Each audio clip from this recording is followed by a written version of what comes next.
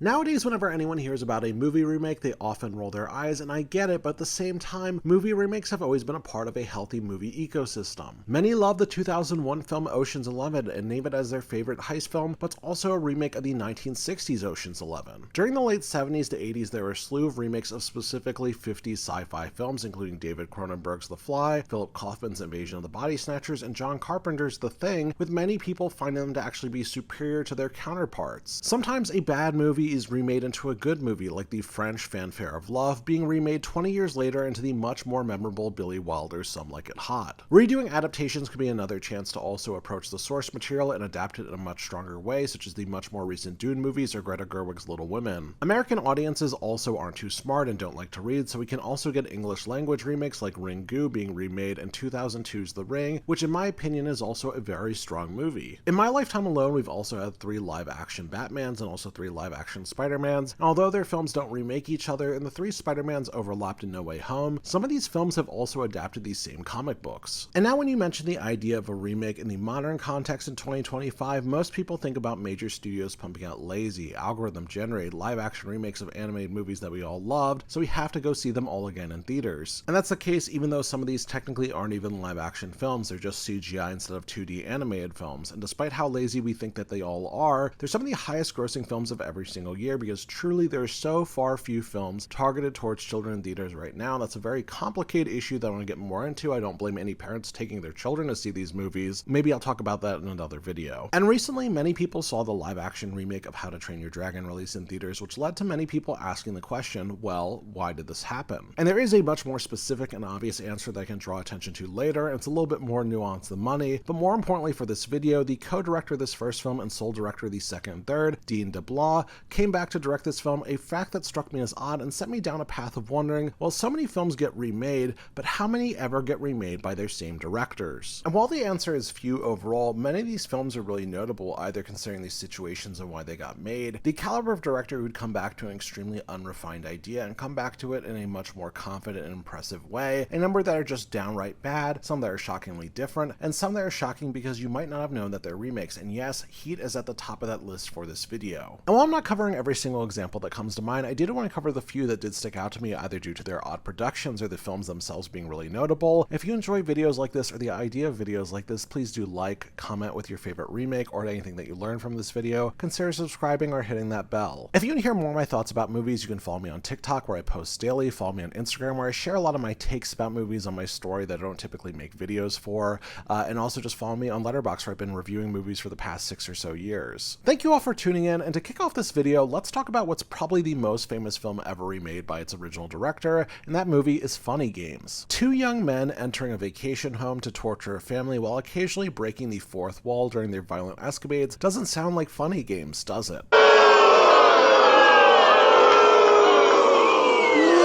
You suck! It's a film that Austrian filmmaker Michael Haneke had released in 1997 in order to form commentary around the cycle of the increased frequency of violence in the media, whether you look at this through the lens of the adoption of the 24-hour news cycle, which is driven by sensationalizing headline news and drawing out any stories that come out onto the radar, including some of the most horrific and violent stories, or the increased normalization of violence in film and television on top of our ability to consume this media with reckless abandon just whenever we want. And the film does this by shifting away from the expectations that we have as an audience member about what we expect from a thriller or a film with this framework, which includes ignoring obvious red herrings, breaking the 4th wall to taunt the audience about what they're about to witness and how disturbing it is, and even throwing the film in reverse quite literally in order to further shift our expectations until we're even more profoundly disturbed. It's a film that took a second watch for me late in 2024 for it to finally click and for me to finally understand what the film was, and for me to not assess it from the perspective of how upsetting it was and start assessing it from why I was disturbed in the first place and how that was really intentional from Haneke. And while I was familiar with its remake starring Naomi Watts and Tim Roth when I first saw that original film, who I should say are 2 of my favorite actors of all time, I didn't know that Haneke had always wanted to make the original film in the United States, but for practical reasons, likely due to funding and his ability to get funding for a much larger production in the United States, he shot the film in Austria. And 10 years later, he realizes he's famous enough to get that funding and get bigger and more well-known English-speaking actors, including a very young Brady Corbet, director of The Brutalist, as one of our assailants in the film, and he had this entire film made in essentially a shot for shot-for-shot remake. Now, some might be wondering, what is a shot-for-shot remake? And that is essentially when someone wants to shoot the same exact movie and remake it again, oftentimes in another language with mostly the same script, and some aspects might be added or altered just slightly in order to make essentially the same film. The most famous of these remakes is probably the Psycho remake that exists that came out in the 90s, which many people critically panned because it was exactly the same film, just much more poor in quality. This leads to the original Funny Games being 109 minutes long, and its remake 111 with only the most minor of changes present, most notably the names between the two assailants changing, and that's pretty much it. Haneke even shot the film on the same house in Austria using the same exact props, with the only changes being made to some exterior shots in Long Island for the remake. Because of this, it's not uncommon for anyone to prefer one over the other just because of a simple preference, and most people really do accept, whichever one you enjoy is the one that you enjoy. For me, if I were to pick a definitive version of which film I'd revisit, it'd probably be that original version of the movie. The concept of taking a handful of European actors I'm not familiar with and putting them in this deeply upsetting situation meant to elicit similar thoughts to me watching a seedy home video of a real crime happening in front of my eyes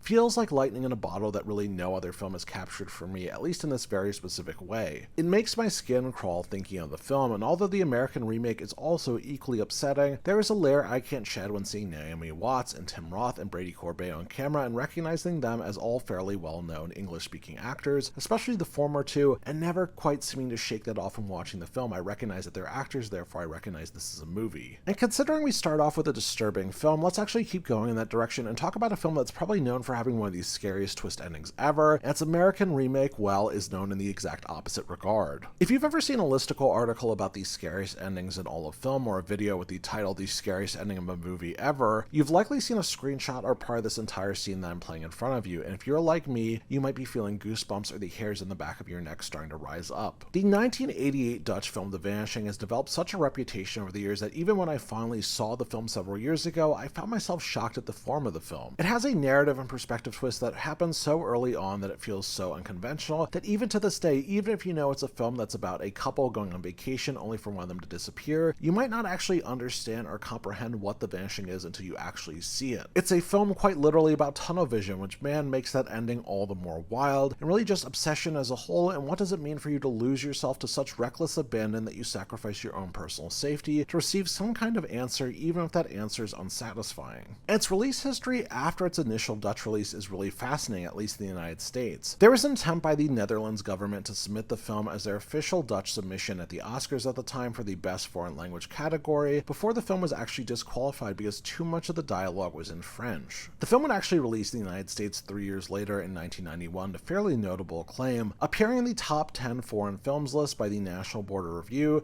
and many American critics finding themselves questioning the unusual structure of the film overall, but ultimately appreciating how unconventional the film was as a whole. Now, what do you imagine is the next step in this process after a non-English film gets so much acclaim and attention? Good luck.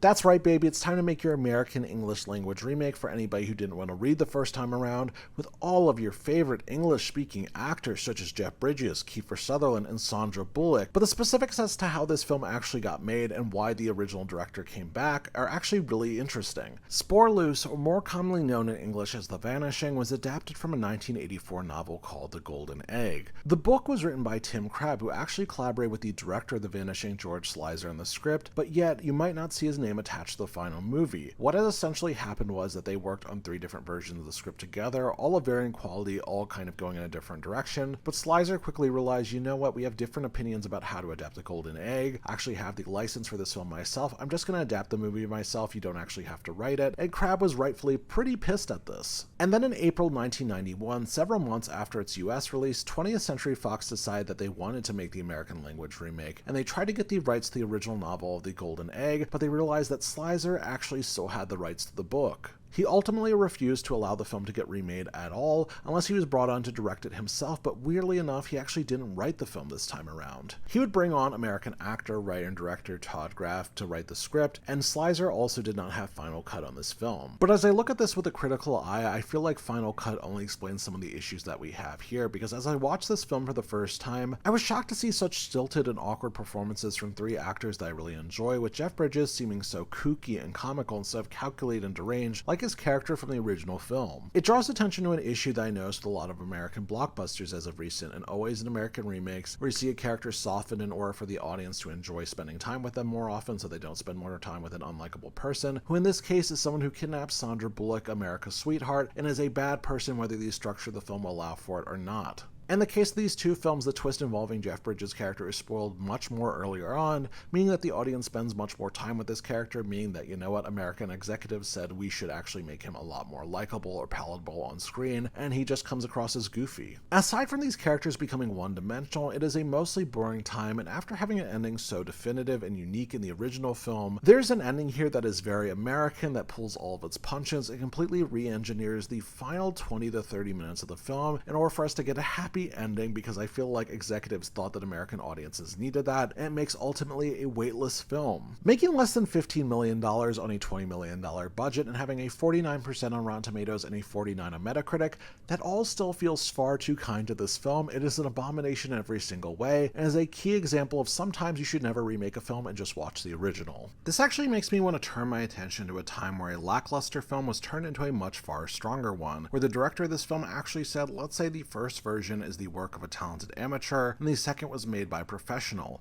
Do you actually know who said this quote? Because that man was Alfred Hitchcock, who would direct two films titled The Man Who Knew Too Much at two drastically different points of his career, 1934 and 22 years later in 1956, and also really these are two films that share some of the same DNA at least at initial premise, each following a British couple on vacation who finds themselves in the middle of an assassination plot and then their child is kidnapped, but diverge drastically and feel so different in tone, at least for me. And again, to put this into further context, it is wild to consider the fact that his 1934 version of The Man Who Knew Too Much was his 19th feature film, but it's far easier to comprehend how much easier it was for him to make a film as a much more advanced director by 1956, which many view as his creative peak. He just made Rear Window, 2 years before he'd make Vertigo, 3 years before he'd make North by Northwest, and 4 years before he'd make Psycho. And Hitchcock actually started formulating the possibility of remaking The Man Who Knew Too Much in 1949, but was an idea that he dropped and only revisited because he had to end his contract with Paramount Pictures, and he said this was the perfect time to revisit this idea. And now, while I've only seen a handful of Hitchcock's films, the 1934 film mostly sticks out to me because of its assassination plot. It's a moment with real gravity that sucks all the oxygen out of the room and filled me with terror imagining what could happen next. It shows that he had a lot of his strong ideas. And while this is not nearly Hitchcock at his strongest, I think it's actually by far the weakest of the films I've seen directed by the man. It shows that he has such a distinct form, such a unique identity, that he'd grow into such a fantastic director if he was just given the time. I love that you can actually see that element watching this original film. I do a name because this is early career Hitchcock. He doesn't have nearly as much tact as telling this story. It's a very obvious and straightforward plot that feels weirdly conventional considering what the film actually is as it unfolds. But when you watch that 1956 film, there are leaps and bounds in quality. James Stewart and Doris Day have such remarkable chemistry. There's a real levity to this picture and actual real humor. I think that genuinely helps the film. And maybe this is reflective of the fact that you can tell that Hitchcock is having much more fun with the premise. He's someone who's so confident that he can be playful and still have it be so serious at the same time. It's also really notable that song Que Sera actually is an Academy Award-winning original song that is from this film. I'll play a little clip so you remember which song I'm talking about. Que sera, sera.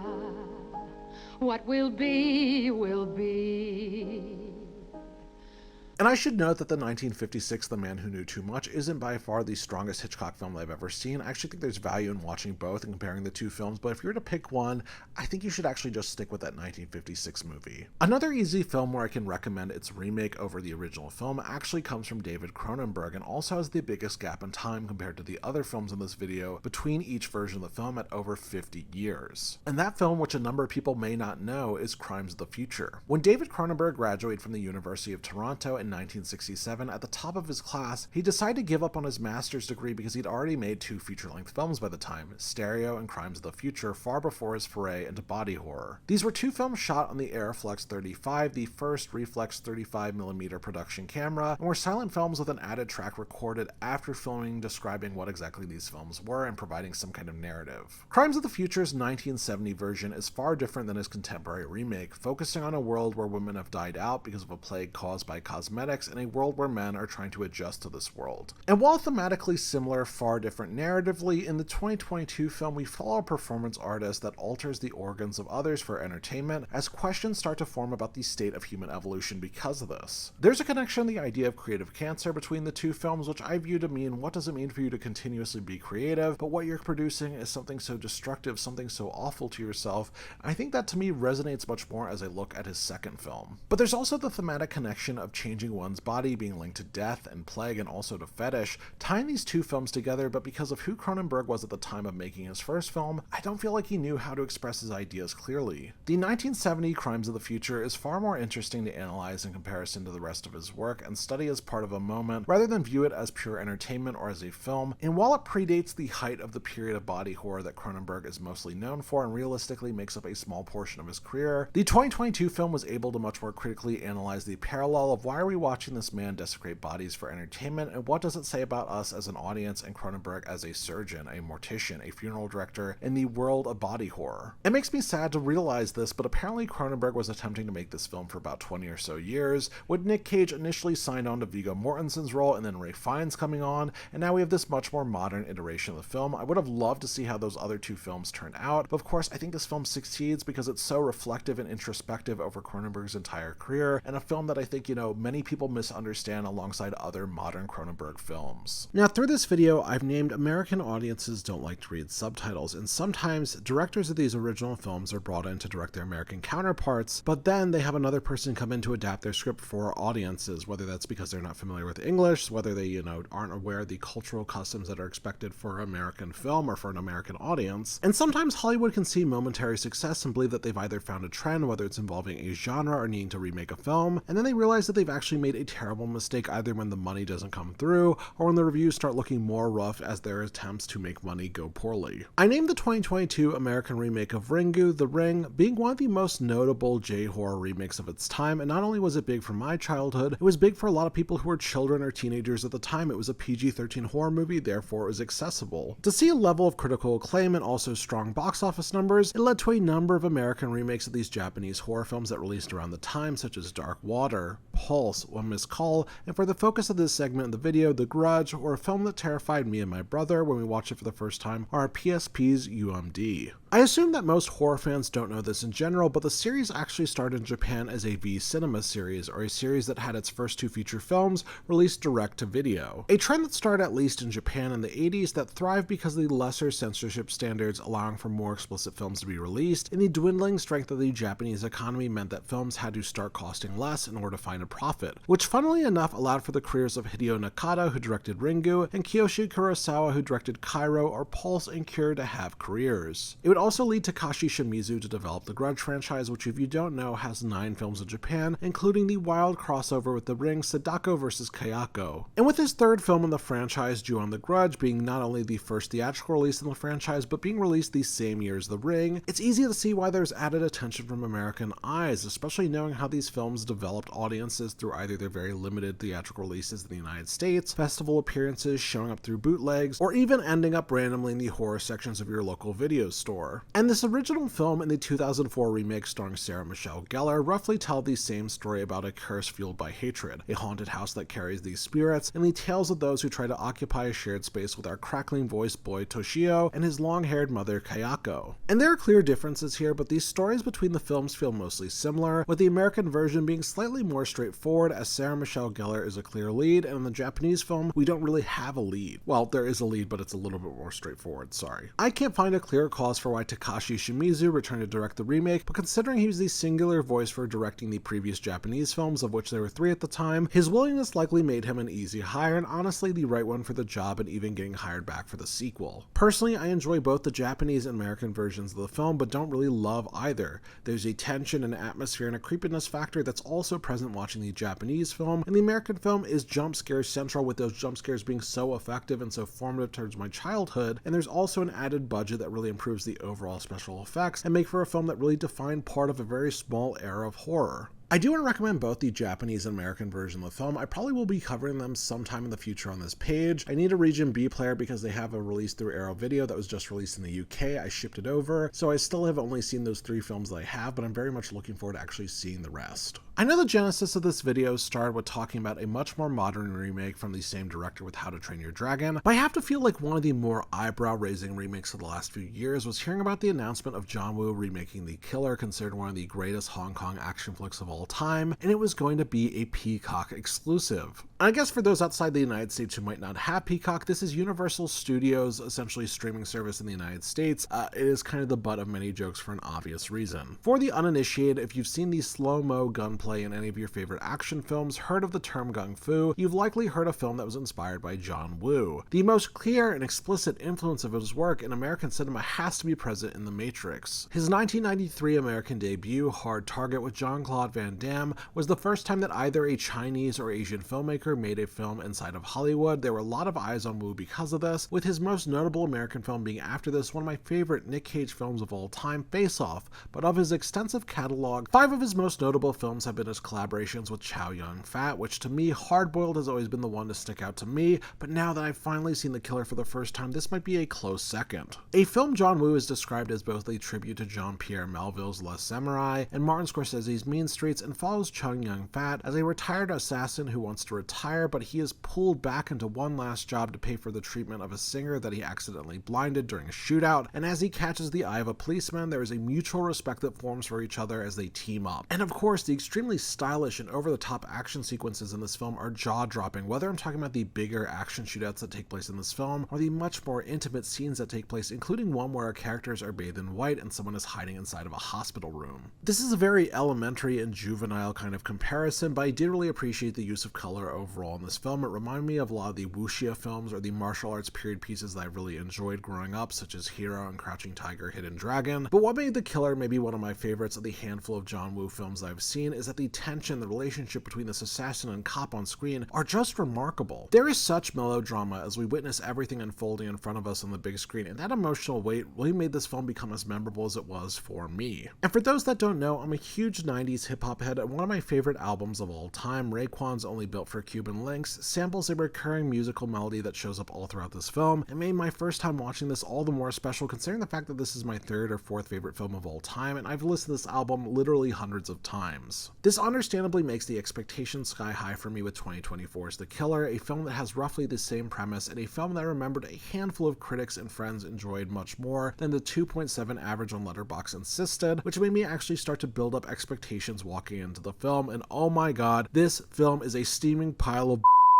oh my god, how could this happen to me? How could he do this? Why would he do this? Aside from maybe one competent action scene in our finale, most of the action scenes here are lazily and questionably choreographed. We see the trademark elements that we expect from John Woo, the doves, the slow-mo action and gunfights, but it all feels so tepid when we see our cast here do a lazy barrel roll, or it's filmed in a way that really captures how slow everyone's movement is in this film. And while the human element and relationship between our criminal and cop is what really elevates the original film, our much more modern remake has 2 characters that come across as so flat and unremarkable that you find yourself betrayed because you see the way that they soften the ending in order to appeal to American audiences and make us feel good, except we feel nothing because this is just one of the worst remakes I've ever seen and one of the worst that I've had to appear on this list. Some will argue that I'm cheating by adding this anime trio to this list, but I do want to have at least some mention of them because when a director approaches similar themes in 3 different films through 3 near identical narrative frameworks with similar visuals involving all sorts of creatures flying across your screen as we find ourselves inside of these digital spaces that is the internet, then we better be talking about Mamoru Hosoda, director of Digimon Adventure War Game, Summer Wars, and Belle, which happens to hold the record for the longest applause for an animated film at Cannes at 14 minutes long, and is likely the anime director that I wish got more flowers in online spaces, whether they're based around just anime or film overall.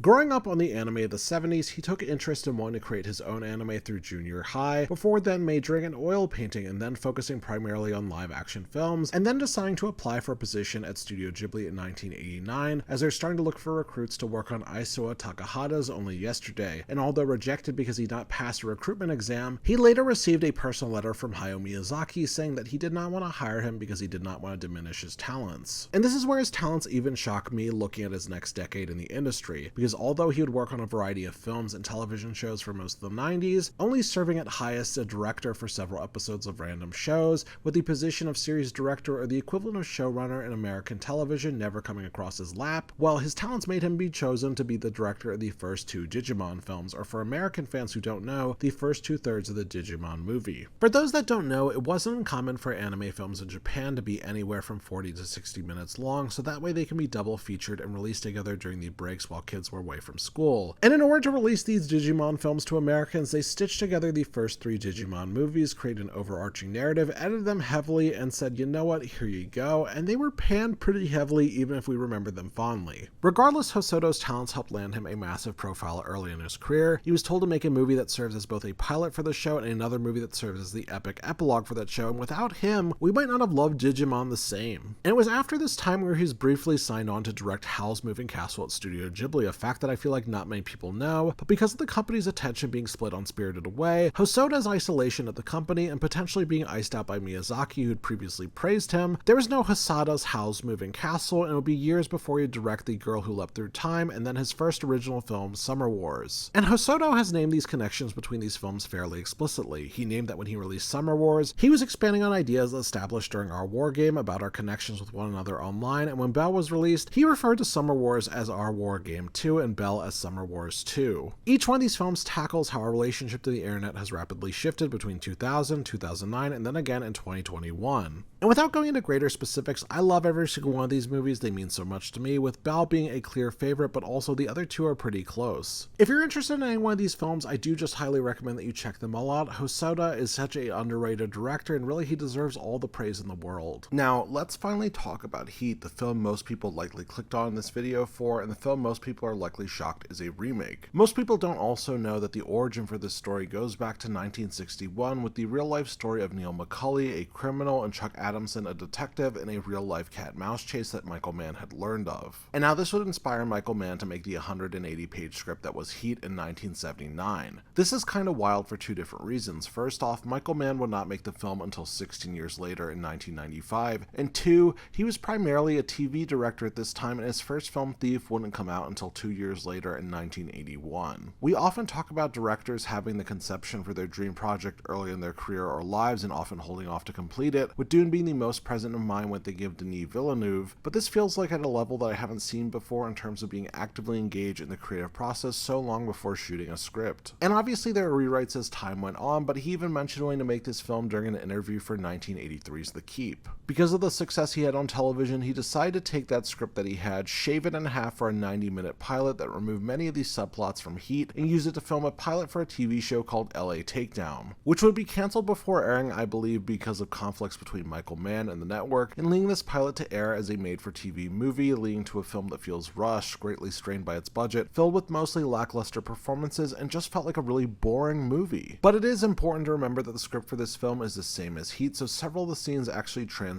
in very similar ways between LA Takedown and Heat, leading to a really fascinating comparison as we look at this proto-Heat. 2 scenes that really stuck out looking at LA Lockdown were looking at this initial heist that takes place earlier in the film, and the violence that takes place in the framing of this violence, and the fact that that feels so identical to everything that we see in Heat nearly, 6 years later. We also see that iconic scene in the cafe between our criminal mastermind and this detective, yet its grandness in Heat is amplified not only due to the caliber of actors that are Robert De Niro and Al Pacino, but because this is also the first on-screen performance of these two, despite having starred together in the past, including in The Godfather Part 2. And I wouldn't blame anybody who wasn't familiar with film production or scriptwriting to assume that shooting Heat with all these discarded pages from LA Takedown would actually make it that much more grander of a film, but it does. The expanded characterization of these men, whether our criminals or Al Pacino's character, proves that these are all men who are driven to their most animalistic of urges at the potential of violence, but concurrently also exist to serve their families, to maintain the connection that they hold in this world, making them all feel so deeply human, although they're flawed in many ways. Watching this film in front of me, I feel like Mann was being deconstructed before my eyes, and when thinking of Michael Mann's films, I think about his ability to have every single action carry an equitable weight, meaning that every single gunshot that we hear during this movie is mixed to sound like an explosion, like shrapnel is flying by your head, like you need to duck or you'll get hit or go deaf from the bullets whizzing by your head, like these two apex predators may get you next. Man works best when he's allowed to linger in the melodrama and the raw emotion of all these characters, and without being given the space or time to let these characters exist freely in this world, without the focus of every scene quote-unquote driving the plot, you make a film that feels as great as it does, and one that is deserving of being remembered as far greater than just the film of when Robert De Niro and Al Pacino appeared on camera together for the first time. Heat places these two animals in the urban and mechanical jungle as there is so much mutual respect in each other's craft that you can feel the admiration tingle your skin as it comes off the screen. I have waited years to see Heat, and to see it for this video was a real pleasure, and I'm sure it'll be mentioned again on this channel sometime in the future.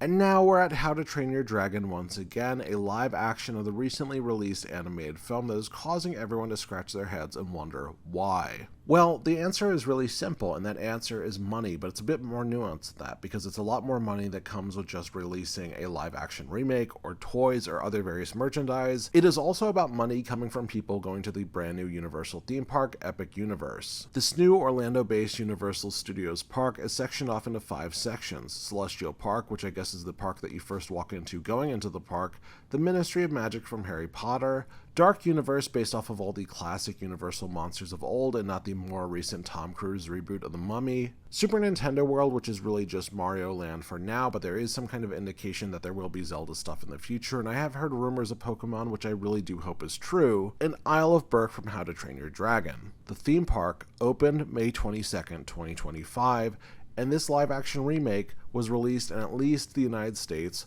June 13th, 2025. Whether named explicitly or not, none of this can be coincidence, especially considering the fact that the Toothless that we see in the park is based off the live-action version of the film, with the scalier-looking skin. And Dean DeBlas' return to this film is shockingly simple. Universal told him that they're doing it, a courtesy that isn't often asked of Disney when they make these live-action remakes. They asked if he was interested, and he said that he didn't want to see anyone else's version of the film. Now, he had never directed a live-action film before this, and while I don't think he was miserable making this movie, I'm not sure if this is a movie that he would have made without being prompted by Universal. And with largely positive reviews to this live-action remake of a film about a boy learning to realize that these dragons can be our friends if we stop viewing them as dangerous animals, I actually felt hopeful going in. Shifting from going 98 minutes in the animated film to 125 minutes in the live-action film, I was wondering what exactly would change. How could the film surprise me for the better? Would the film be so great that I actually want to revisit it in tandem with the animated film? Guys, I didn't like the movie. To quote the maybe 6 to 7 year old girl near me and her mother during the screening, as we got to the last 5 minutes of the movie, she asked out loud, "Can we leave?" And I felt a similar sentiment. While I'm not the biggest How to Train Your Dragon fan, my spouse actually showed them to me for the first time in college. I enjoyed the charm and whimsy of that animated film, and I did not feel that through any of the performances that paled in comparison to that animated film that many love. Not to critique these young actors too much, it's just how I genuinely felt. It's also a shame I felt every bit of that added time to the live action remake as well, because the added characterization to Astrid is nice, it feels very important, but man, you do feel the extra half hour to this film and it feels sluggish throughout it because of it. You can't just add 30 minutes of story to an existing narrative and hope that it just fits perfectly. It's not a bad film by any means, it just exists in a way that feels so similar to that original animated film. It makes me wonder if people are just not being critical because of so many Disney remakes in comparison, adding elements to their live action films that feel just so disliked, such as the live action Lilo and Stitch remake, changing the end so drastically that it misunderstands its characters, perpetuates really harmful misinformation, and feels morally questionable. Sorry this is as anticlimactic as it is, I just don't feel like I want to rag on How to Train Your Dragon this entire time. I know this was the origin or genesis point for this video, but this is really just a really inoffensive remake, and I get why it kind of harkens back to a lot of the issues I was highlighting very early on in the video, but because I don't really see all these Disney live action remakes, I think I was a little bit less offended than I typically was if I was just on a steady diet of watching those movies. But going on this journey was a really fascinating time, seeing so many directors come back and reapproach some of their greatest work or mistakes with a new lens shows me how we can expand and reapproach existing themes, or maybe even take the biggest, most ridiculous check possible and destroy your career for vanity. Weirdly, few of these projects ever sit in between in quality for me, and it's just amazing to see that these projects really only succeed when driven by artist or creative input, and that whenever these projects did not work for me, it was largely because of the studios deciding that they needed a film to be remade and never finding themselves questioning, was it really needed? This was genuinely a really fun time regardless of how many bad movies I did see. I hope you really did enjoy my pain, and again, consider liking, commenting, subscribing, and hitting that bell if you enjoyed this video, and I'll see you all again very soon.